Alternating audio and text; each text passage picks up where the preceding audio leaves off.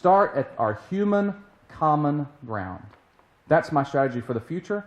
I'm here to take your questions. Ask me anything about any topic, and I would love to hear from you.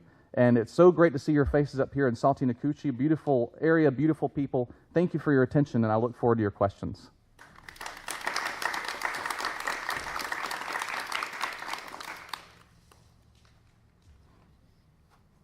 Yes, Willie. I have a vested interest in medical cannabis because my granddaughter has epilepsy and she uses a form of medical cannabis. But there is such a gray area nationwide. So what is your stand and what would you propose to be done? Eventually, I think we should get to complete legalization of recreational marijuana. I don't think our nation or people in the South are ready for that yet in legislation. So I think that as a starting point, we could pass a bipartisan bill for medical marijuana so that each person with a doctor's prescription could grow up to 3 plants in their home. That way you wouldn't have to go through a pharmaceutical company after the doctor has given you advice on what what the risks are, what the effects are. You've heard of people when Colorado legalized marijuana. When they first legalized it, a bunch of people went over and ate a bunch of edibles, and they had to call the ambulance to get them to come pick them up because they'd never done it before. But I think we need to work towards complete legalization because this is, first of all, a conservative thing.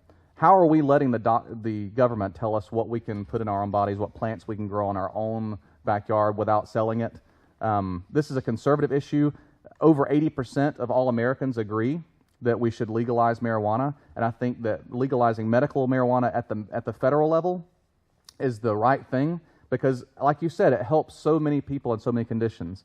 The opioid epidemic, we have studies now that show that in states where they've legalized marijuana, the opioid addiction has not been as bad. So that it actually helps people with their pain because a lot of people do gravitate toward opioids because they're in chronic pain. So we need to give them a safer alternative. We shouldn't be telling doctors what they can and can't prescribe, especially if it's something as harmless to them and as not addictive as cannabis. So that's what I would propose in the form of legislation. Yes, ma'am. I'd like to know what kind of feedback you're getting from people around our district about the chances of flipping this seat. Are you hearing from people who are unhappy with who maybe have been Collins supporters in the past and are beginning to make the turn? It's no doubt a tough district, and if we win, it's going to be historic. I know one thing, what Indivisible taught me was that nothing is impossible. Everything's impossible if you don't do it. And so if hard work will do it, clearly we've got that. If organization and good friends and good allies will do it, we can do that. But this year is a little bit different because, as I've told you, I've grown up in this district. I have a lot of relationships, people in Franklin County who are still in the 9th District. They've seen me grow up. They've seen me work. I've taught their children, teach Sunday school at their church, at First Baptist Church. My wife and I have a lot of relationships here. And if somebody is going to cross over and vote for a Democrat, and as you know, voting is very tribal, they're going to have to trust the person they vote for. And many Republicans realize that Mr. Collins does not come to the district much. If you have $250 to pay, you might be able to go have brunch with him, maybe. But he's not responsive because he doesn't think he needs to be. He believes he has a seat for life. And so I think that people are starting to... I've had many Republicans come up to me personally who didn't have to and tell me, I've never voted for a Democrat before, but you'll be the first Democrat I've ever voted for. But what we've got to do is win the trust. And I think from my perspective to you, if I could give you an advice, is to treat people as progressives need to treat people. We believe in dignity for every single person. We believe that every single person is rational and capable of changing their minds. So you have to actually speak to people as though they are capable of changing their minds. And too often I hear people on my side talk down to Republicans and to people who voted for Trump as though they're not as smart. And so I don't agree with the decision. I think it wasn't a smart decision, but that doesn't mean we can't treat people like progressives with equality.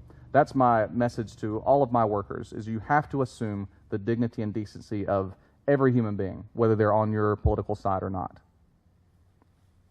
Yes, sir. I think voters in the district So in the midterm, there will be about 150,000 voters, if it's anything like 2014, the last time we had opposition in a midterm. And one of the things that we've got to do is make sure that other Democrats know we're here. And that's why I was talking to Willie earlier. I'm going around the district on May 3rd, this Thursday. I'm going to Elbert County to train people, personally, how to phone bank and how to write letters. I'm also going canvassing, and I'm going to also host canvassing training. I was trained by Deborah Gonzalez over in the state district. I always lose track of the state district names, but they call it the Pac-Man district because with the gerrymandering, it literally looks like Pac-Man. But she flipped that district in a heavily Republican district, and her opponent outraised her 3 times. And she's one of the many candidates, and I've said this, every candidate that I've met, the most impressive ones have been women, by far. And she's one of them. And she trained me how to canvass, actually, personally. And I'm willing to do that up here. So your point person here will be Willene. I'll be coordinating with her. If you'd like to train how to go knock on doors. And we start with the strong Dems, because so many of them don't know we're out here. Let me tell you what I heard yesterday. It was one of my favorite quotes from yesterday. Abby actually went with us canvassing yesterday. She had just got her face painted at the Spring Chicken Festival. And we walk up to this one house, and we knock on the door. The guy comes to the door, sees me with my thing. I say, hello, I'm running in your district as a Democrat. He said, honey, you have to come here. It's a Democrat. Like I was Sasquatch. Now I know how Sasquatch feels now. So we have to make sure that other Democrats know we're here. That's first. That's guaranteed votes. And then we have to move out to independents. And we have to find a message that unifies every American. I am, of course, glad to stand up for the LGBT community. And I'm glad to stand up for immigrants and for DACA. My plan is to have a 5-year path to citizenship for every American. And for those here illegally, as a compromise with conservatives, I think if they paid a reasonable fine, so that the conservatives would see we're not giving amnesty, a reasonable fine, and then they should get on the same 5-year path to citizenship every other immigrant does, that do it the right way. Make a line, just like there was for my ancestors, right? Give them a chance to do it the right way, and of course, make DACA permanent. Those are my plans. So I'm proud to stand up boldly for marginalized groups. But what we've got to do as Democrats is to make sure that we make the liberation of these groups as in the same peace and the same message as the liberation of poor white people, of poor people around here who are looking around and seeing fewer jobs, fewer good-paying jobs. If we can make them see that the freedom of people to marry who they love is just as good and just as important as the freedom that they have to get a good job, and if we can actually get that to them. You know, FDR didn't win this district long ago by being moderate. His plan was more ambitious than my plan is. It was the first New Deal we'd ever had back then. People told him, hey, Social Security, that's impossible. Too radical, it sounds like communism. But people, it's one of the four rails of politics now. We've got to actually propose platforms that help everybody. And that's the only way that we can, that's the best way I think that we can actually stand up for marginalized groups, is help the average person in America, what we think of at least sometimes as the average person, the white male around here, to identify with those groups like we do. And I think that's the best way to do it. Yes, I have Paula. a question. The Republicans are pushing their tax plan, Mhm. and it's going to increase our deficit. How do you adjust that? And also, how do you talk about the abortion? Yes, tax plan and abortion. Well, they thought their tax plan would sound good, but actually, even some of my grumpy conservatives down the hall who like to come and talk to me sometimes, they do not like the tax plan because it's adding $1 trillion to the debt every year. And they heard the same Republicans we did. Republicans are not dumb. They know what their leaders are doing. And raise your hand if you're here, if you are perfectly satisfied with the Democratic Party at the national level. Anybody in here? At the national level. I mean, the Republicans feel often the same way. And so the tax scam happened because corporations have bought and paid politicians. And the only way to solve that is to run like me, refusing any corporate donation. I don't care if I agree with the corporation, if it's a solar panel company. You don't have to pay me to agree with solar panels. I agree with solar panels. Keep your money. Build solar panels with it. But our problem is that we have, we fought a revolution because we were of taxation without representation. And we have billionaires now fighting for representation without taxation. They stash their money overseas, and this is not really even a wealthy thing. Wealthy people in this district who are professionals pay a lot in taxes. They can't dodge taxes because they aren't rich enough. You have to be a billionaire before you can really dodge the taxes. And if you look at how much tax evasion there has been, and we would not have a deficit today. Look at the numbers. We would not have a deficit if these richest corporations, Apple, Amazon, Google, Alphabet, if they paid their fair share of taxes, we wouldn't have a deficit. It's time for them to pay their fair share. So I would propose a truly progressive tax plan where people are rewarded for hiring people locally. What if we were the tax break party? What if we offered tax breaks for small businesses, really small businesses, under $1 million in profit a year? For every worker you hire up to $70,000, you get to take that money off from your taxes. And it would help our tax base because the people, it's like, I can't remember his name right now, it always comes to me, excuse me. Sometimes I forget people's names. But there was a famous comedian under Hoover and Roosevelt. He said, look, give the poor man $1 or $10 in the morning, the rich man will have it by the end of the day. If we make sure that people have money in their pockets, it's going to go in through taxes. And so the best way to actually make sure everybody in our country has some money in their pocket is to make sure that people who are working have a living wage. And so we should be the bold party for tax breaks, but not for Walmart or for Amazon or for Apple or Google Alphabet. They have more savings and more money than Apple is the biggest corporation in the history of the world, and they actually have years where they don't pay any tax. That's where our deficit is. The super, super rich are evading taxes. So we've got to make a truly progressive tax plan. Excuse me, I didn't mean to go on for forever. But when it... Yeah, Will Rogers, thank you, Will Rogers, very much. Very, very good, thank you. When it comes to abortion, this is the gateway issue of this region. Republicans have used abortion as a wedge issue. They clearly don't care much about it. We find several of them actually getting their mistresses to have one and then running for office against it. So I think that we've got to make people rethink this choice. We have been faced so far in our nation. You're either pro-choice or pro-life. Can't be one of the, there's no in between. But abortion is a very complex issue because if you actually sit down and have a conversation with somebody about abortion, most people who are pro-life actually don't want to ban them. They just really don't, they're against abortion morally. And most people who are pro-choice don't really like abortion. They're not really strong, they don't march in the streets pro-abortion, right? They're focused on the choice. But I think that that is a false choice. I think that we can be pro-choice and pro-life truly beyond the slogan. And what would that look like? First of all, the only constitutional way to reduce abortions is to make sure that every woman has access to health care and contraception. Guaranteed. Abortions would go way down if every woman had access to contraception. You see, that's one of those gray areas. That's pro-choice because women have more choice, but it's also pro-life because a lot more women would choose to use contraception and there wouldn't be as many abortions. In Colorado, they made sure teenagers had access to contraception, and their abortion rate went way down. In Texas, they voted to cut Planned Parenthood, and their abortion rate went way up. It's common sense. Liberate women, give women power over their destiny, which they deserve because they're Americans, and you will see a drop in abortion. And beyond birth, if we're going to be the real pro-life party beyond the slogan, beyond birth, make sure poor women who are twice as likely to have an abortion have actual daycare choices. If you're living in the middle of Detroit, where there's no employment, there's no future, crime is awful, there are no libraries, the schools are terrible, and this woman is trapped with a baby inside of her, who are we to judge her for making a choice to have an abortion?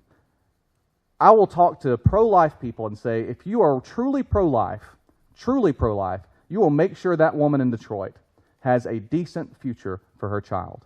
Make sure she has daycare available if she can't afford it, so she can go out and get a job and then pick the baby up, right? So I will never back down an inch on women's rights over their own bodies, not one single inch. But they've muddied the waters. This is a false choice. If we empower women like we're supposed to do, then we can reduce abortions the right way. The right way. So that's how I'm talking about the abortion issue. Pro-life beyond the slogan.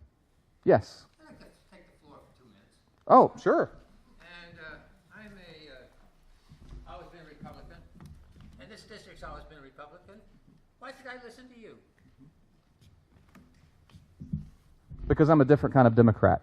What kind of Democrat are you? I'm a Democrat who stands on principles, who's willing to speak out against my own party when they make mistakes, when they violate my principles. Well, we know Democrats have never done anything in this district. Why should I waste my time? Well, that's not true. There are elderly people today who have enough to eat and shelter because of Democrats. We got that great president in Washington. Why don't we listen to him?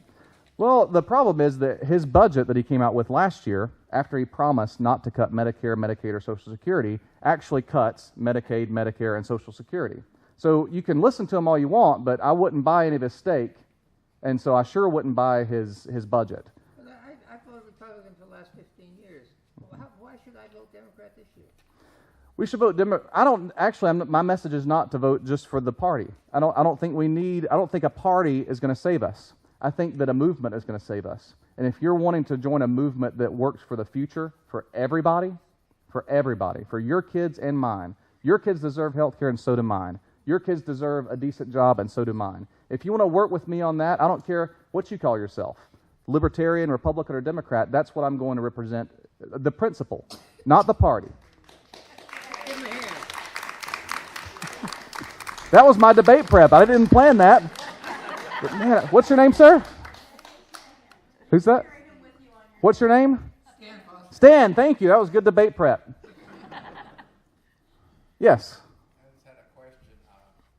I got a flyer from Doug Collins, and he was wanting everybody to agree to cut Medicare and Social Security and Medicaid, make it solvent, so that we didn't have to borrow any more money.